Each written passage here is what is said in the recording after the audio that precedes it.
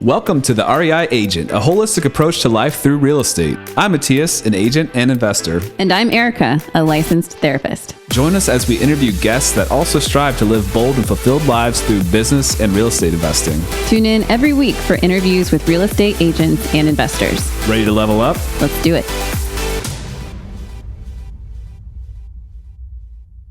Welcome back to the REI Agent. I've got a lot to cover. Wow. I will try to keep this intro short, even though I've got a lot to say. A lot of life has happened because we have an awesome guest, and I want to get you to him. Richard Advani has got a lot of different experiences that were fascinating to hear about. But we are coming out of the holidays. If anybody paid attention, they might have noticed that we took a break. We took 3 episodes off essentially for Christmas and New Year's. In the meantime, we traveled to Kansas to visit with Erica's family. Prior to that, I did record an episode where I had pneumonia. I hadn't been diagnosed yet. So I was feeling a little bit better than initially, but still very sick. That was one of the worst illnesses I've had in a long time that I can remember, at least.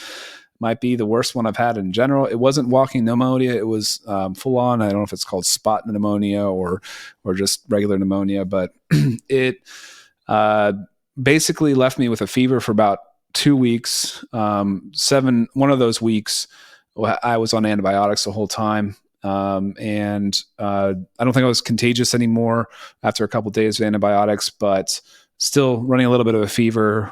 So I was kind of, just taking ibuprofen and Advil or Tylenol off and on, or rotating those to kind of just be a little bit functional. But anyway, so huge long sickness started on the 13th. We traveled on the 26th to Kansas, and on our route, we found out that her dad had just tested positive for COVID. And so I'm like, oh my gosh, we are going to, if I get COVID yet on top of pneumonia, first of all, that probably isn't a good thing to mix those 2 diseases, I'm guessing. But just to be sick longer felt horrible. I really still felt sick the whole week we were in Kansas. I never really fully recovered until we got back, feel like, kind of more normal. I still don't have the energy I did. This morning, we actually had to shovel snow. We had about 8 inches of snow come down overnight, and we had to shovel our property, which actually was taken care of by a neighbor. It was super nice of them. They came over with their motorized snow blower and took care of our driveway. They must not have realized that our other neighbor just had a baby because they didn't do theirs. So we shoveled out their driveway for them. And then we went and took care of our rental property.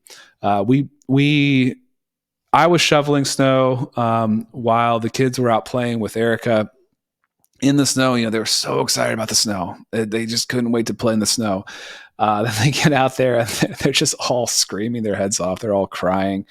And it was kind of funny because, my wife doesn't normally like to take videos of kids crying. It's not something that it's, kind of cruel in a sense, but it was just funny at that moment that we have snow, like a good amount of snow for the first time in years.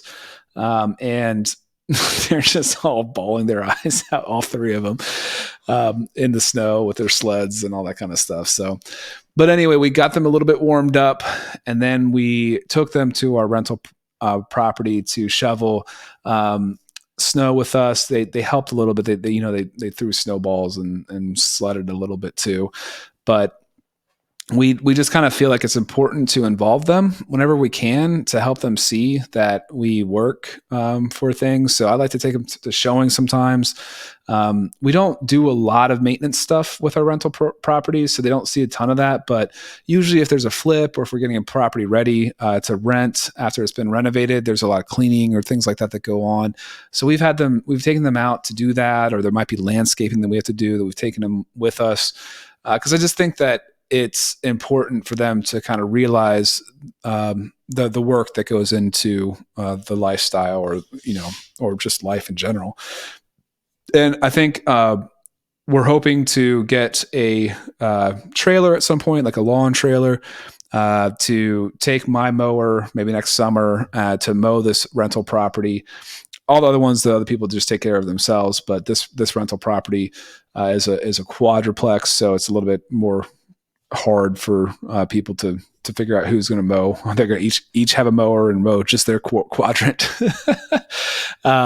So anyway, we've been paying for mowing, and it's a unique deal where we're cash flow poor, but it's a really good property, and it's a win. It's a win-win in many ways, the way we structure the deal, which I won't get into at this moment. But long story short is we want to get our kids involved in helping maintain that property as well. So if I could get, set up so that we could take the mower over there, mow, Erica can be there with the kids and they can help weed the flower beds while Erica maybe trims around. We just want to kind of keep them involved. Another thing that we try to keep them involved with is the other realities of life, and that is death. We had Erica's cousin has had muscle dystrophy, was diagnosed very early on, was not expected to live as long as he did. And he actually just passed away yesterday or the day before, and at 38, about to turn 39 this year. And, this is the first time we've had a lot of death in our life here recently, and a lot of younger people death too. We've had grandparents, but we've had cousins that have died, and we try to have the kids be there for these things. Typically, we take them to the funerals, and it really is hard because it pulls us out often. I try my best, if it's Erica's family, to keep the kids entertained, to keep them busy, so my wife Erica could be there. But they see the sadness, they see this whole process, and we think it's important, and we have conversations, and they ask questions, and we have these conversations with them. This funeral, we're not 100% sure if we can go. There are still some lingering COVID symptoms running through the house. I fortunately never got it. And we think my son never got it, but my eldest daughter tested positive, and my middle child, she is symptomatic but hasn't tested positive. So it's one of those things that we also just came back from Christmas, and they've been traveling a lot, and now we have these snow days, and we're coming off a Christmas break. To pull them out of school again is going to be tough.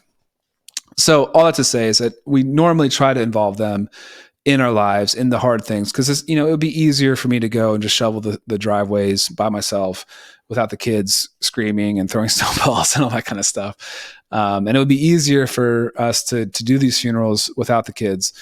This distracting, and they require entertainment and attention and all that kind of stuff. But again, I think it's important that sometimes the easier way is not the better way, and I think that when we can, we try to involve them in these things to give them a glimpse of what life is really about, and to understand on the working side that you got to work for money, but on the death side, on the family side, that we got to be thankful for what we have, be thankful for the life we have, be thankful for the people in our lives. So anyway, that's my long intro. Probably could have been longer. More things have happened since the last recording, but all that to say, I am very excited about our guest today, Richard Advani. Richard is coming out of Southern California, has been a mortgage officer and an investor for many years, has businesses and hobbies that are very exciting. So I think that if anybody is looking for an inspiration to work hard and get to a better spot and enjoy their life, this is a great podcast for you. So stay tuned. Without further ado, Richard Advani. Welcome back to the REI Agent. I am here with Richard Advani. Richard, thanks so much for joining us. Thanks for having me. Excited to be here. I'm pumped about this conversation. You are hitting so many different areas in your world that we can talk about, that we can dive into. But maybe to start, why don't you tell us a little bit about what got you into real estate and how your journey of getting started in real estate? Yeah, absolutely. So it's kind of going to take away from what you're going to ask me a little later on. But, when I was 17 or 16, my older brother handed me Rich Dad, Poor Dad by Robert Kiyosaki. And I know a lot of people have read it later on in their lives, and that book has had a significant impact on them. I was lucky enough to have that handed to me, in my late teens. And, when I got my first job and started making decent money, I remember I wanted to buy an Infiniti G35. They had just come out, and I loved that car. And I thought of Rich Dad Poor Dad, and I was like, okay, you know what? Let me buy my first rental property and let that income created pay for the payment on this car that I wanted, instead of just putting that cash as a hefty down payment. And made a lot of mistakes as I went, at 19, 20 years old, buying the first one. But yeah, that's what kind of got everything started. Okay. Did you get the bug then? When did you, okay, you're a car guy. If people aren't familiar with Richard, he's a car guy. You race. At what point did you feel like you could, jump in and buy a nice car? Did you buy a dream car? Did you set a goal and okay, now I can do it. I can buy that car.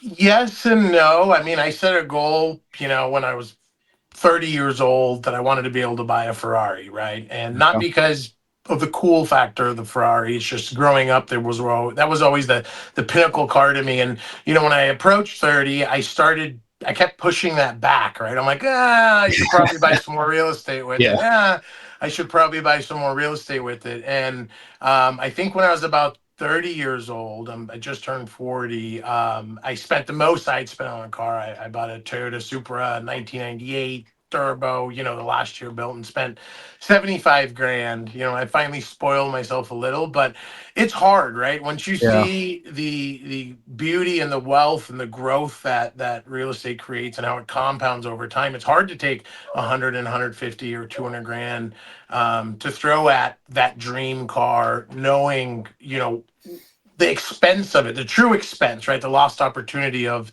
that investment. So I kept pushing it back. I still have not bought my supercar, and I think now that I have a rental car business, it's becoming more of a reality, because, it's not just a liability. It can be an asset at that point. So. Yeah. So it's like that. Are you all through Turo, or are you doing, it with your rentals? Do you have a different kind of business going?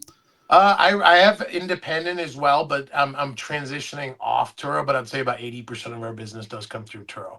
Great platform to launch the business, but it eats heftily into the potential profit margins. Yeah, so it does make sense, and you can justify. And I've had that. Like, I've been wanting a Tesla forever. Which, you can say what you want about them. I'm a huge nerd, so driving a computer around is appealing to me.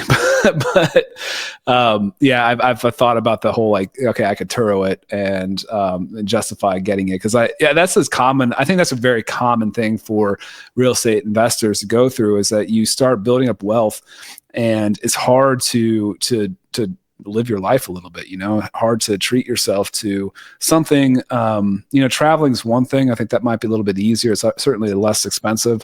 But that huge expense of a really nice car that depreciates, and we all understand that. And we all, not to factor in, like you said, the opportunity cost of that money going somewhere else. So it's interesting. That's a fun dynamic that you have there. Yeah, I think at the end of the day, everyone's balance is going to be different, right? I wouldn't be mad at the 30-year-old me that did buy the Ferrari, right? Right. But I'm also not mad that I didn't do it and that I waited, because, that turned into 3 Ferraris money. The longer we can wait as investors Right. to reap the rewards, the more fruit we're gonna, be able to take from the tree, as you know as well. So it does take some amount of discipline, but I have Yeah. plenty of fun, like you said, travel plenty, and don't get me wrong, I wasn't um, uh, living this uber conservative lifestyle my whole life, Sure. but what I was doing was working 100-hour weeks my whole life, initially. Sure. Okay, well let's go back. Let's go back to your rental portfolio. So you were accumulating rental portfolios. Were you working a job at that time as well? Yeah, so I got into the mortgage industry when I was, about 8 to 10 months before I bought that first rental. Didn't know anyone in it, Okay. but I heard you can make, lots of money, and kind of clawed my way in. And what's interesting is, after buying that first rental, I realized, and it was a very rocky experience, but I realized that I really wanted to focus on that niche, right? Being a real estate investor, working with real estate investors, and that really set the foundation for my whole career. And I've I was top 3 in the country out of 7,000 people for Wells, and for B of A, I've always been in the top percentile of mortgage performers, and that was because I focused on that real estate investor niche. Mm. Oh, that's cool. And did that then span across multiple states? Were you hyper local? How'd that look like, since you have a niche that obviously would be anywhere? Yeah, so the cool thing in working on the mortgage end for the big banks is you had a national license, right? And Right. it's interesting because traditionally, if you're working, say, in Long Beach, or you're working in wherever in the country, you're servicing that area, right? So initially, a lot of these big banks didn't know how to handle me, because, as I essentially said, don't give me a national license and then tell me to work in one town, right? Right. So I was working pretty much across the country. I made it my mission to figure out who the providers are, who the players are, attend the RIAs, attend the real estate investment Hmm. groups, and kind of put myself out there. And what I realized 20 years ago was, the real estate investor niche, as it relates to lending, was pretty uncapitalized, right? There were no lenders, and there still are no lenders that have like an investor specific division. Everyone's promoting primary home ownership, right? Right. And so there was a huge need in the market. So it made it easy to capitalize on that. Yeah. So what value propositions did you give these investors at these meetups, to kind of separate? Was it relationship based? Were you able to offer certain loan products? What was your angle? I think the biggest angle was and the biggest value that I offered then and continue to offer investors is my experience, right? And me being an investor as well. Now, Hmm. obviously, when I was new, I had one property, 2 properties that didn't hold quite as much weight, although it did, because Sure. you know, given that I focused my lending business on working with investors, I've done thousands and thousands and thousands of investment loan transactions. I've looked at the appraisals. I've had access to all of the hard data. So I knew a lot even when I didn't own a lot. Fast forward to today, where I do have a very large portfolio. I think a lot of them lean on me for that expertise, and for that longer term outlook on the real estate as an investment. That makes sense. That makes a total sense. I mean, that's true. Like, I mean, if somebody is just doing single family or primary residencies, like it is a different game for sure. Did you get into DSCR loans at all?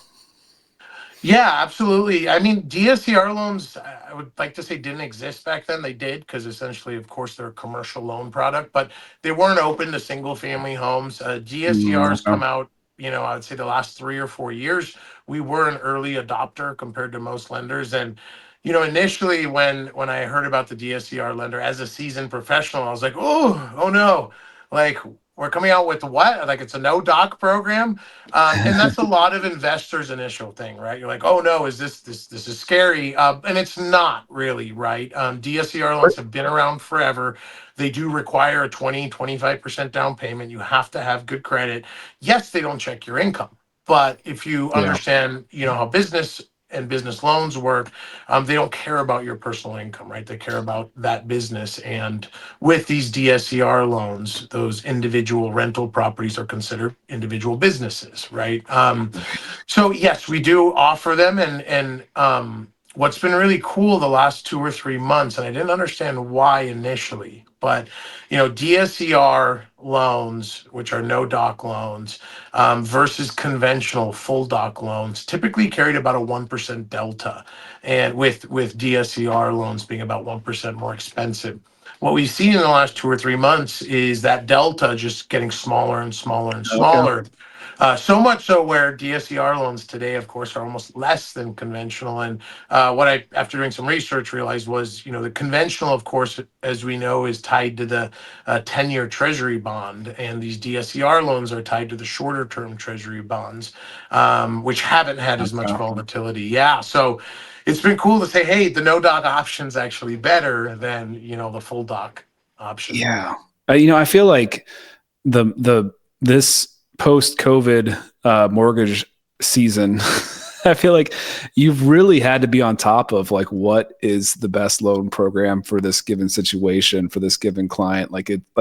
It has been more complicated, or maybe I'm just more educated now. I don't know, but it just seems like there's been moving parts that haven't been around that make a huge difference. Like, I mean, some of it's been like there's a local bank might offer a really great 10% down, no PMI kind of in-house loan product that depending on what their rates are compared to the conventional could make a lot of sense. We're talking about primary here, but No, you hit the nail on the head. Actually, there prior to the last 3 years, there was only so many things you needed to understand to be a good borrower, right? To be an educated borrower. And there's so many options that didn't even exist 3 or 4 years ago. So yeah, you're right. It's harder, but even more important as a consumer, as a professional in this yeah, business to understand everything that's available, because it's way different than 4 years ago.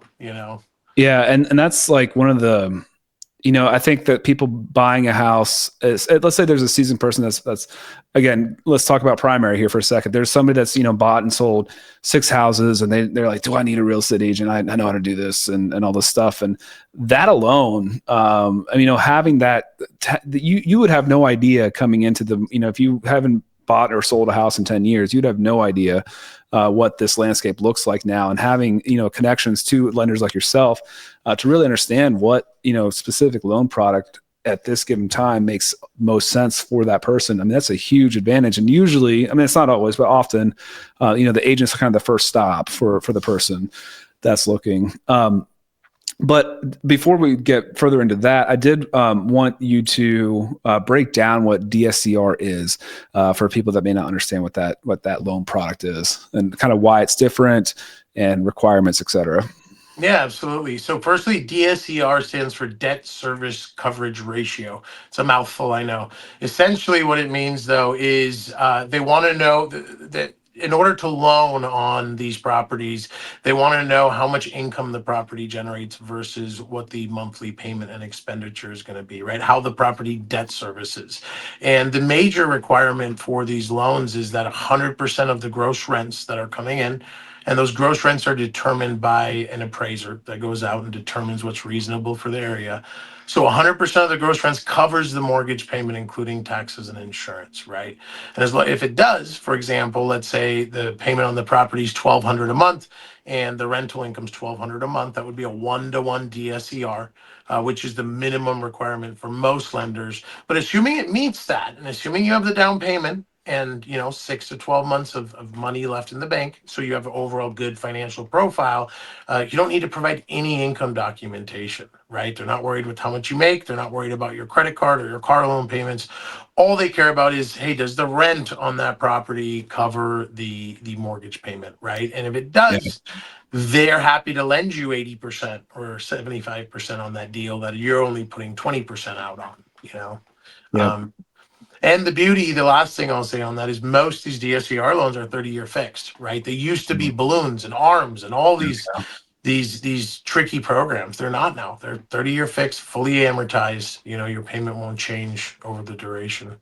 And you mentioned this was kind of a commercial product in the past, or it is, and it's just kind of opened up to more single family type properties as well. Is there a cap for how many, like the amount of money that you can borrow on a DSCR? That's a great question. Generally, for DSCR loans, there is not a cap. A lot of them have an initial 25 loan or 5 million cap, but to kind of expand that, it just requires an underwriter review, right? Okay. To put a second set of eyes on the overall file. So far, we've not been capped out, but it's important to understand there's tons, but most of us in the lending industry are working with 5 to 7 different DSCR lenders, the same ones. And each one of those may allow 20, 25, 30 before they even start looking at it closer. But so far, we've helped people get their 60 and 70th finance properties utilizing DSCR loans. Okay.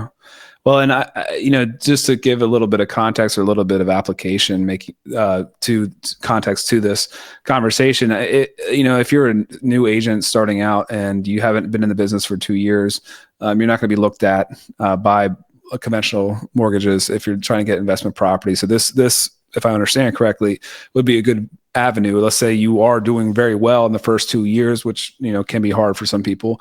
But if you have the cash to do the down payment and you have the reserves, is what it sounds like you need. You could buy a property where otherwise you wouldn't be able to qualify for one. Is that correct? Yes and no. The program, one of the major requirements of the DSCR loans is that you have a primary home. There Okay. are ways around it, but the reason why they have that is they want to make sure you don't use the program to qualify for a primary home Got it. that you otherwise you wouldn't qualify for. So the ways around it possibly are, if you live in California, you work in California, everything's in California, and you're trying to buy a $160,000 home in the Midwest, right? It's believable Got that it. it's going to be a rental, but generally they want you to own or already own some type of real estate, right? Whether it's a Well, primary or a rental. And I typically suggest if someone's serious about building up a portfolio that they might not jump into the real estate full time until they do own something that they maybe be house hacking or whatever. So that's a really good point to make though, or to understand, because you could find yourself in a difficult spot if you jump right in before you do own something. So that's great. Back to your investment portfolio, you accumulated. You've told me you do short-term rentals as well as buy and hold long-term. Correct. Yeah, I've been doing short-term rentals for almost 10 years now. So I'm a super duper host, all that nonsense that comes with that. But yeah, I've been doing it for a long time. The about 3 years ago, once everyone started hearing about it and doing it, you know how it goes. I would say it was not too late, but my profit margins dropped drastically, from Sure. 3 years ago to what they were prior to that. But it still is, I'm very successful at it. I've actually turned on 2 new Airbnbs in the last couple of months that are doing amazing. So it really Okay. showed me that market specifics and studying the market is very, very important.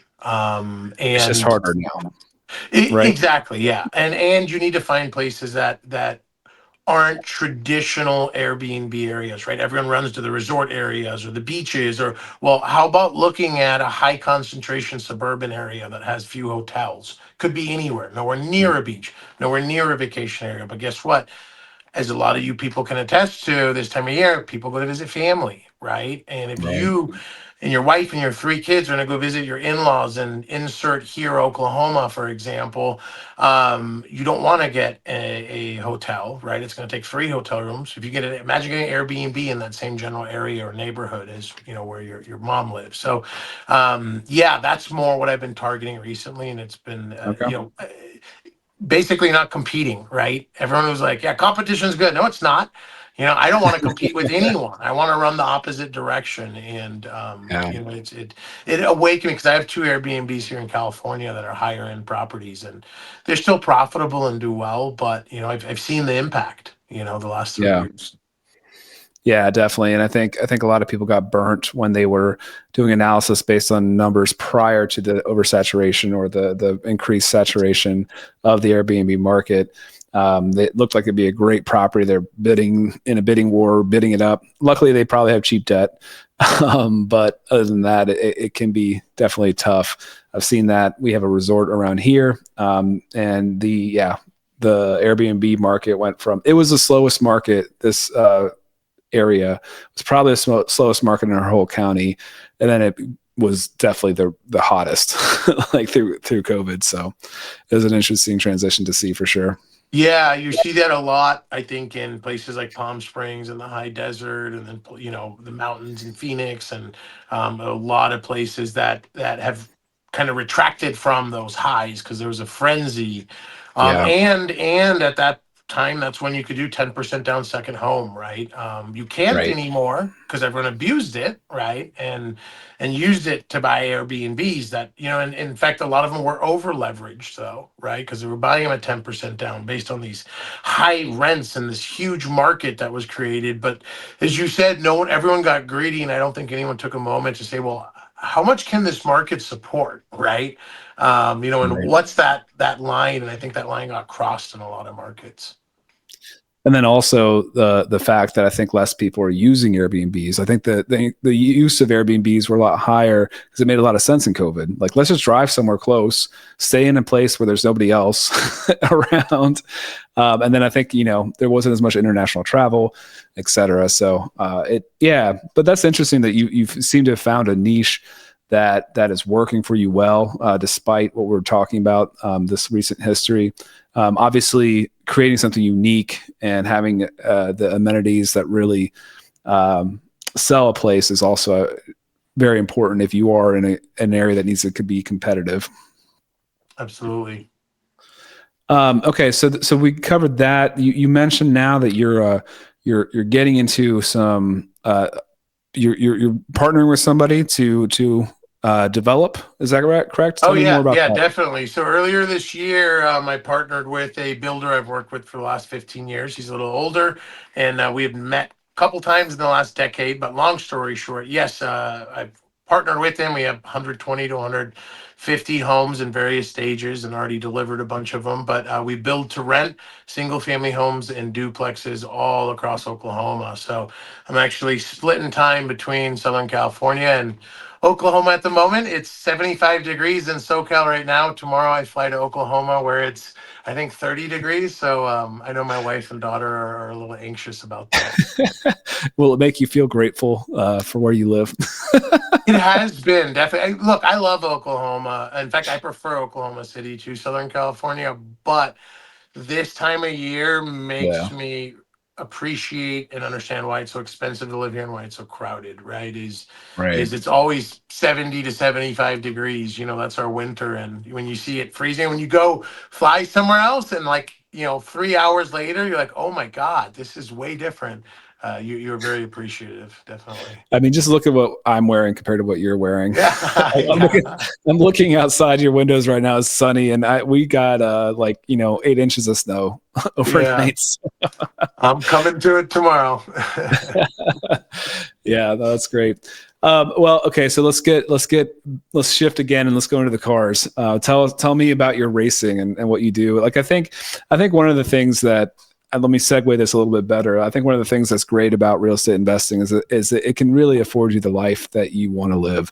And as we talked about, cars aren't always the best investment as far as, if you want your money to appreciate and grow and all that kind of stuff. But also, if that's what you love doing, I mean, that is important to make, not to live a life of not having regrets, to make, not feel like you just sacrifice your whole life. So tell us a little bit about your racing and that side of you have a lot going on, man. Yeah. I don't sleep much, but I'm having fun. So as you made, to your point, rather, investing in real estate and being disciplined and waiting to eat the fruits of the seeds that I planted longer and longer afforded me the opportunity to kind of chase a dream I had. When I had just started getting deeper into real estate in my low 20s, I recreationally would run in weekend cups and, race my car, and I was a season champ, and I was getting into it, but I realized it wasn't really conducive to, it was expensive and not conducive to my life goals and my investment goals. So I kind of put it on hold. Fast forward to, man, 36. So about 4 years ago, I met one of my neighbors who's a big YouTuber, and he was into cars, and it kind of like, I still had a lot of high horsepower cars at that moment. I had a Viper and I had my Supra, and they had thousands of horsepower. So I was used to, having a rear wheel drive car with a lot of power. But anyways, this kid took me to this drift track. And I was like, what is drifting? Like, oh my God, these people slide around the whole track. So I go there and my mind's blown. I'm like, this is insanity.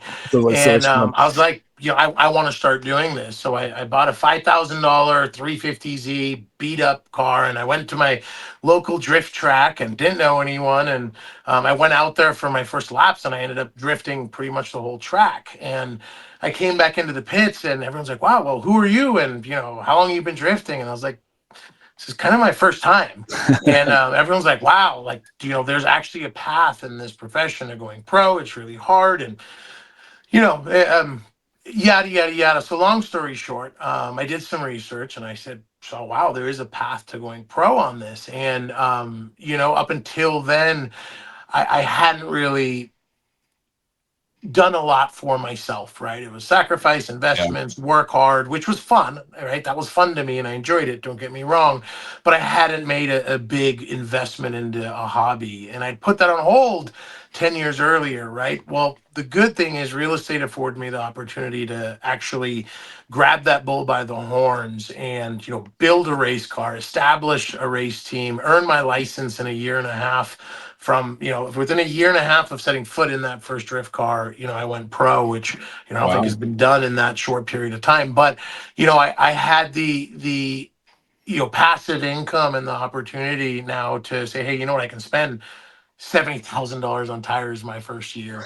I can build this race car. I can, buy the trailers, trucks, the support to chase this dream that I had. That, if I continued racing 10 to 12 years earlier, 14 years earlier, when I was younger, I probably wouldn't have had the means to chase my dream now, right? So putting that on hold earlier allowed me to get to this next level. And so, now I'm 3 years into being a professional driver for Formula Drift, and we have races all across the country, and it's one of the fastest growing automotive sports in the world. So it's exciting, yeah. And I definitely could not have done that without real estate being the foundation. Yeah, it's that's a good testimony. I mean, I think like there's always that idea of when you're young, you have all the energy, but you don't have any of the money. And then when you're old, you have all the money, but you don't have any of the energy to do the dreams. And so I feel like that's just a testament to, or that should be maybe people's guiding star to delay a little bit, to sacrifice a little bit, to work a little bit harder, to kind of get that ball rolling. Because once it starts rolling, it becomes easier and easier. You have access to more capital. You have more opportunities to buy and investments to buy great invest into syndications, to do whatever. I mean, that alone usually takes a $1 million net worth outside of your primary income or primary residency to be able to tap into. But all that being said, is like, it just a little bit of delay, a little bit of sacrifice, a little bit of hustle, a little bit of grind to begin really can make you able to live your dreams and do things while you still have the energy, right? Like, and I think that's also important to understand that we don't want to be, sitting on a huge mountain of cash when we're not able to really do anything with it. Like, we need to start actually having some fun and enjoying our lives too. And it's all about phases of life, I think. Exactly. And to your point earlier, there's so many different vehicles available to people that want to start investing, right? If you don't have the time or don't have the resources to buy a house or buy an apartment building, there are syndications, like you mentioned, right? There's all kinds of opportunities and vehicles set up. So, you can rely on someone else's experience to take care of that part and be an investor in deals. So, it's that's the beauty of real estate, right? There's so many different levels and different variations. And I think that's one mistake a lot of people make, is they look at real estate as just as one thing, right? Real estate. Well, Yeah. real estate's like, there's penny stocks, right? You can go buy $50,000 property right now today in cash in some places in the country, right? It's a penny Go stock. to Detroit. There's blue chips. There's all these types of things, and there's different vehicles depending on what your individual goals and objectives are, right? When you're retiring, cash flow is important, great, but when is it important to you, right? If it's important 30 years from today, then buying a good quality asset's probably more important than the cash flow today Right. itself. So yeah, it's fun. And I've had people along the way in my life too say, well, why don't you go and do more things, and why are you saving and investing everything? And what people don't realize is, think of Monopoly, right? It's a boring game, especially when you start, right? But you get 20, 30 minutes in, 40 minutes in, 50 minutes in, you buy some houses, you buy, a Park Place, you put a hotel on there, right? It starts becoming fun. And that's what Right. people don't realize is, saving to invest and watching it grow. It's fun. And that is the fuel that keeps it going. But there are a lot of people, look, that will keep doing that till death, right? Yeah. Yeah. I'm not that person. I value experiences, and I value what money can buy, right? And that is the Sure. experiences and the quality of life. But I also know work-life balance to me is not a weekly or a monthly thing. It's a lifetime thing. The more I sacrifice early on, the more I can enjoy later. Yeah. No, totally agree with you. I think that, like we talked about, it's life phases, and I think that, like, if other people are fortunate enough to tune into this kind of mindset, like you were, reading Rich Dad Poor Dad at an early age, I think that it can really kind of get you started. Because when you're younger and you have more energy, you should go out and have some fun too. But you're a lot more flexible. Like, the idea of house hacking now with 3 little kids and a wife and 2 dogs, and now we're in a 4,600 square foot house that's filled. Like, it's like, that stuff's not going to happen for me anymore. I'm not going to be able to be flexible and move around house to house, and it's just so much harder. But when I was single, if I had the foresight to buy something as soon as I could, and rent out rooms, and then bounce to the next one as soon as I was able to, that could have jump started me further. And so kudos to anybody who is out there listening and reading, to get to this point at an early age. It's just huge. I mean, these lessons are not taught in school, and so it's just so important to self-educate how you can live your dream life. And hearing stories like yours where you're at now, that's going to be inspiring for a ton of people, because a lot of the young kids, I worked at a high school for a while, they thought about what it meant to be a millionaire. If you're a millionaire, right? A millionaire seems like this huge thing, when it's really not that big anymore. Like, just a single millionaire, right? They think that you're going to be driving around a Ferrari, that you're going to have all the fancy shoes, all these kind of things. And in reality, most people, when they hit a millionaire status as a real estate investor or whatever, they're probably like, oh man, I got so much further to go. I'm just kind of starting. I'm just kind of getting rolling, maybe. And so anyway, I'm just saying it's a really awesome guiding star for people to see a success story like yours, where you're living this dream of racing cars that you've had your whole life, and you've been able to do it because you hustled hard and you sacrificed at the beginning of your work career. Yeah, and the other thing that it's done is given me the platform and the means to now invest in other businesses, right? Two things happen when you invest in real estate. One is you start looking at businesses a little differently, right? You have that mental change. And the second thing is you start obviously generating that income and that wealth that you can then use to invest in other things, right? 4 years down the line, that change in awareness of businesses and also that risk tolerance aligns with the wealth that real estate creates, and then you can invest in other opportunities. I love cars, and I have as I mentioned, a rental car business now, with 30 plus cars in it, and it's exciting. But what's interesting also, to your earlier point, is most millionaires I know don't drive fancy cars. They Yeah. don't drive even luxury cars. And it's funny, I have, Escalades and you name it, all kinds of cars, and I rent them out. I daily drive a 2012 Prius because I don't care, and that now granted, maybe it's because I have a couple race cars in the garage, so I can justify that to It myself helps. mentally. But I don't, and most of those people don't. And I would say Yeah. 90% of the people I rent my premium cars to probably have a lower net worth than the people I rent my economy cars to, right? Yeah. And you would think Makes it's sense. the other way around, but most of the time it's not, because most of the wealthy people aren't addicted to showing stuff. They're addicted to their 30 minutes into monopolies we discussed earlier. They're addicted Right. to the energy and the hustle of watching the investment grow. Yeah, I mean, it's a skill. The people that are wealthy often have honed a skill, and yeah, spending frivolous money on things that don't go up in value is not part of that skill base, right? Or finding a way, right, to make those things work, Yeah, whether it's tax benefits or whatever it may be, and that's that's, a good people point. ask me like, what's my favorite thing about Turo, right? Is it the ability to drive the cars, or is it, whatever? To me, it's the tax benefits, right? Not even bonus depreciation, just section 179 allows you to depreciate these cars over a certain term. So if it's December and I know I'm going to face a big tax liability, I could put no money down on a vehicle over 6,000 pounds to add to the rental fleet and write Right, off a huge portion of that, to offset the income from my other businesses, right? My real estate or my day job. So yeah, I think financial education is extremely, extremely, extremely important. And the average person, myself included, typically if you're shopping for a CPA and you're like, wait, someone's charging 3 grand, you go down to the local, tax preparation office and it's 60 bucks.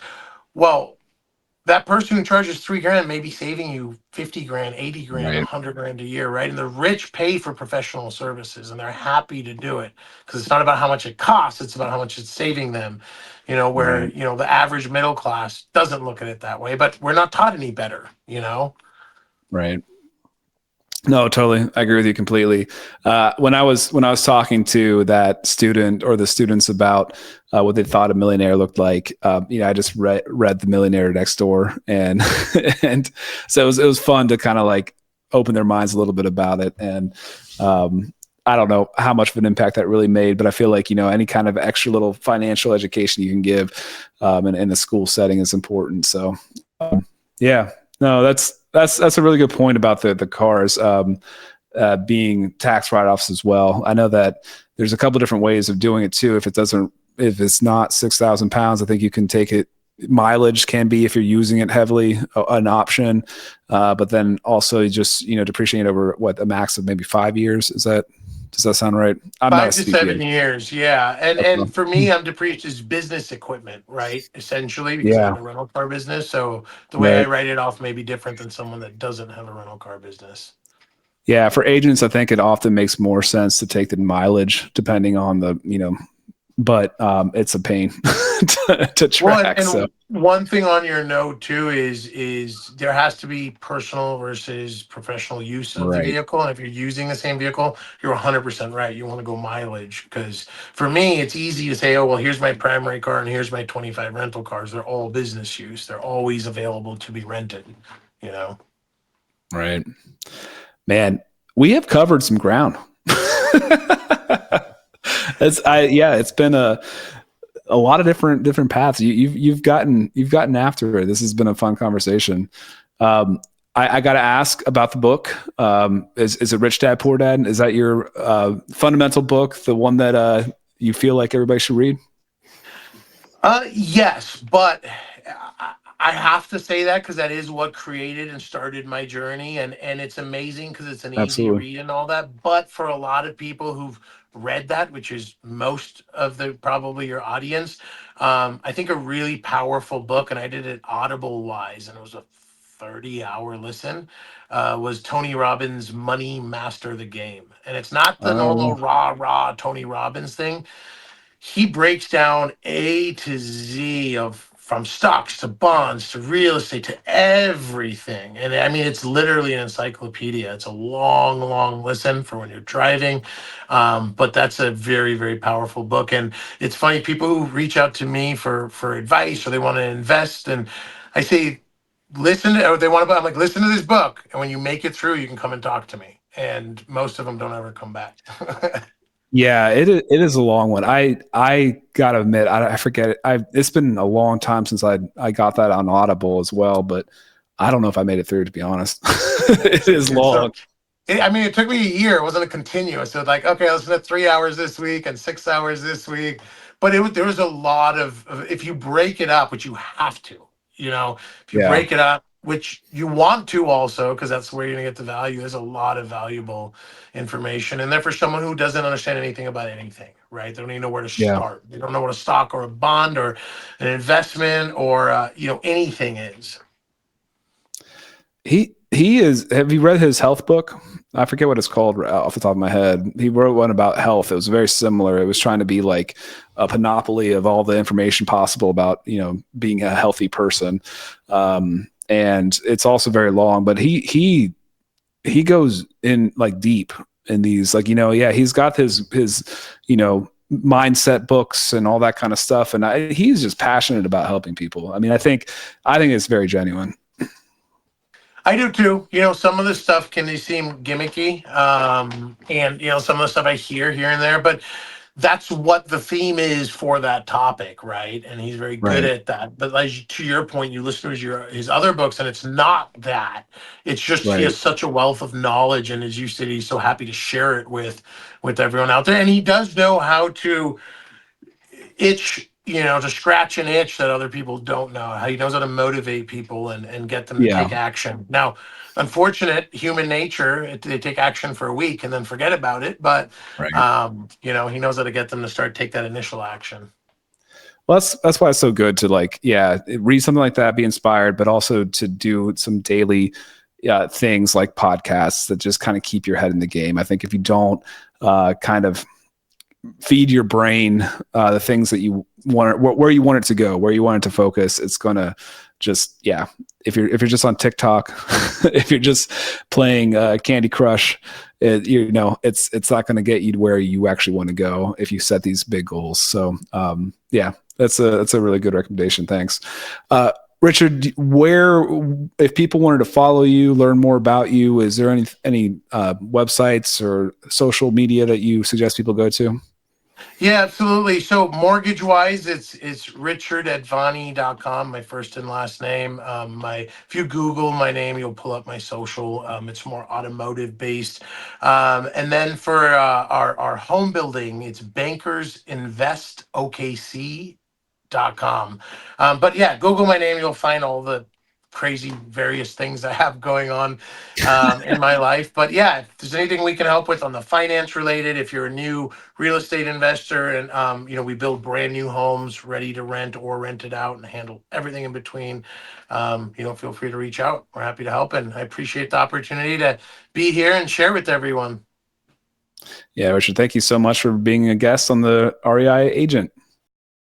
Thanks for listening to the REI Agent. If you enjoyed this episode, hit subscribe to catch new shows every week. Visit reiagent.com for more content. Until next time, keep building the life you want. All content in the show is not investment advice or mental health therapy. It is intended for entertainment purposes only.